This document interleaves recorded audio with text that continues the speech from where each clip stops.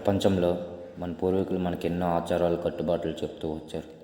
కానీ ఈ తరం వాళ్ళు దాని వెనక ఎన్నో కారణాలు పరమార్థాలు ఉన్నాయని తెలియక ఒక మూఢనమ్మకాలుగా కొట్టిపడేస్తున్నారు.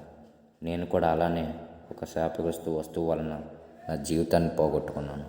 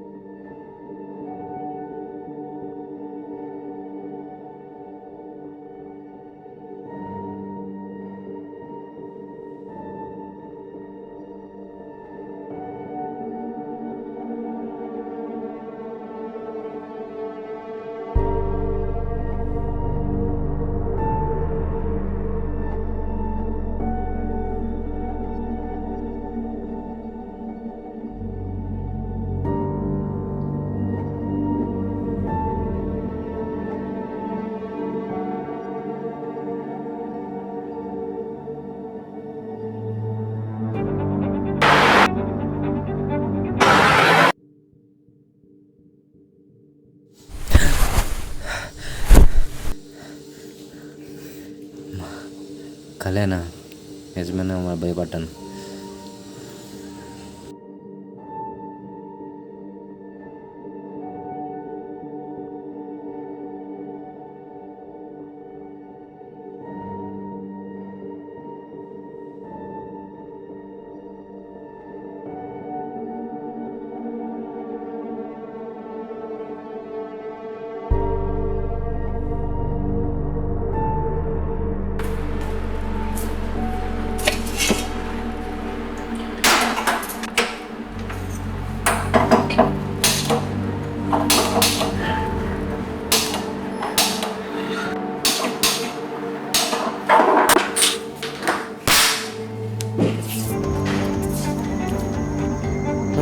లాస్ట్ లైటర్ కూడా హ్యాండ్ ఇచ్చింది.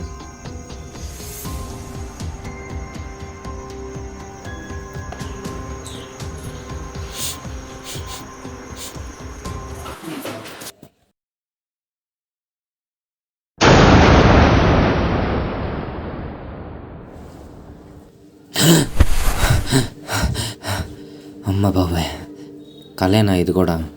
నిజమే అనుకున్నాను రా బాబు. చా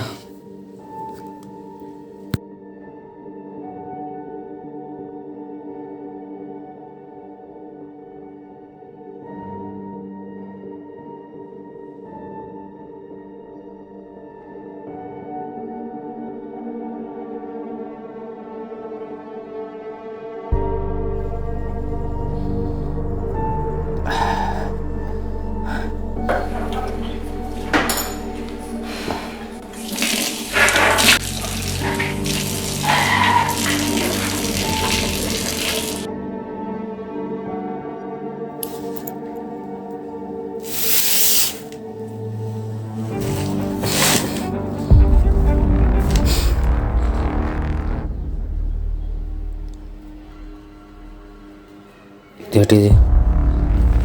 నేను అద్దంలో కనిపించడం లేదు అసలు. నాకేమైంది అసలు? నేను ఎందుకు అద్దంలో కనిపించడం లేదు?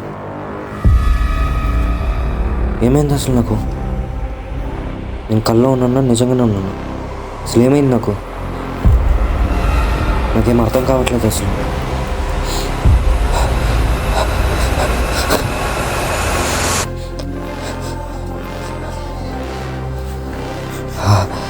అసలు నాకేమవుతుంది? నా జీవితంలో నాకు అసలు ఏమవుతుంది? జరిగిందే మళ్ళీ జరుగుతుంది. అసలు కల్లో ఉన్నాను, నేను నిజంగానే బయట ఉన్నాను. అసలు నాకేం జరుగుతుంది? నాకేం అర్థం కావట్లేదు.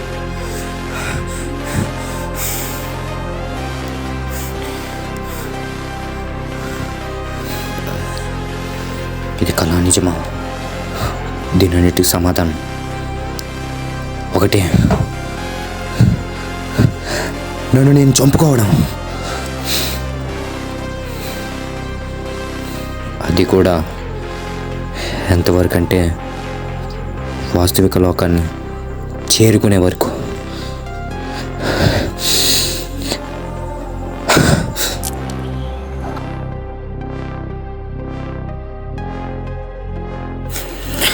ఇలాగా ఎన్నో నొప్పి లేని చావులు చూడాల్సి వచ్చింది.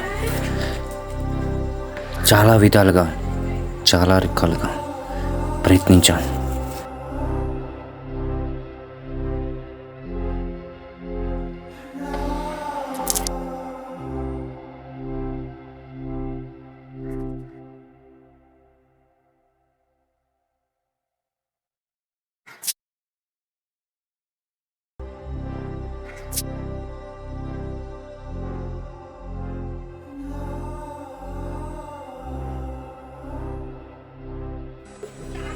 మొత్తానికి వాస్తవిక లోకానికి వచ్చాను.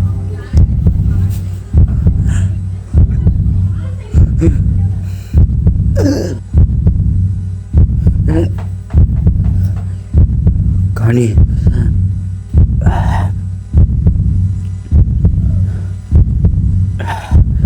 కాపాడుకోలేకపోయాను. వాడు చెప్పే మాటలు నిజమవుతున్నాయి.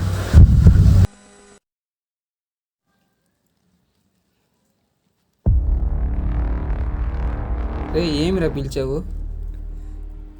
నువ్వు వద్దన్న వస్తువుని అమ్మేశారా? ఏ వస్తువు అమ్మారా? అదేరా ఆ శాపగ్రస్తు వస్తువు. చెప్పే కదా దాని జోలికి వెళ్ళకని. ఇంకా నమ్ముతున్నారా వాటి గురించి? మోడర్న్ ప్రపంచం రా ఇది, ఇంకా నమ్ముతున్నారా చేపల గురించి? అది ఎంత పవర్ఫుల్ అయిన శాపగ్రస్తు వస్తువు నీకు తెలియదురా. పిచ్చోళ్ళరా మీరంతా, ఇంకా నమ్ముతున్నారా వాటి గురించి? నీకు చాలా డబ్బు పిచ్చి పట్టిందిరా.